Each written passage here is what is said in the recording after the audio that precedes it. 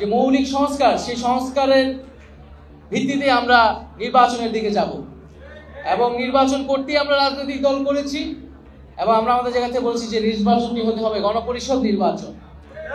কারণ আমরা মনে করি গণপরিষদ নির্বাচন ছাড়া একটি নতুন সংবিধান বা সংবিধানের মৌলিক সংস্কার প্রয়োজন নয়।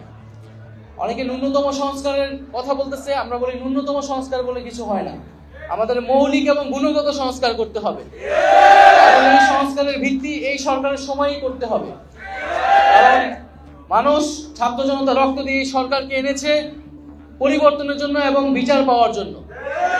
সেই কমিটমেন্ট অবশ্যই জনগণের প্রতি সরকারের রয়েছে এবং আমাদেরও রয়েছে।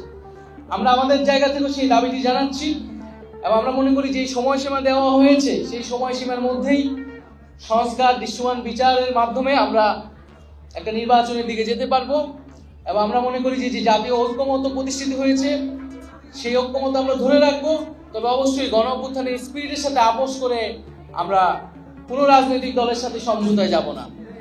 আমাদের ঐক্যের জায়গাটা হচ্ছে জুলাই গণ অভ্যুত্থান, শহীদদের আকাঙ্ক্ষা, বাংলাদেশের স্বাধীনতার সার্বভৌমত্ব এবং আমাদের যে গণতান্ত্রিক এবং বৈষম্যহীন বাংলাদেশের আকাঙ্ক্ষা।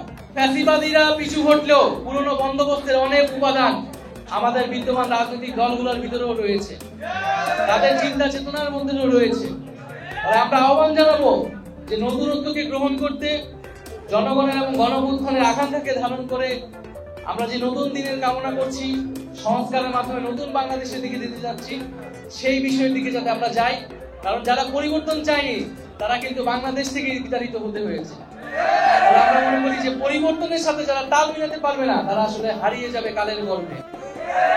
মানে পরিবর্তন, সংস্কার, বিচার এর মধ্য দিয়ে আসলে আমাদের এগিয়ে যেতে হবে। যে পুরনো রাজনীতি আমরা চাই না, আমাদের নিজেদের ভিতরেও পুরনো রাজনীতি আসুক।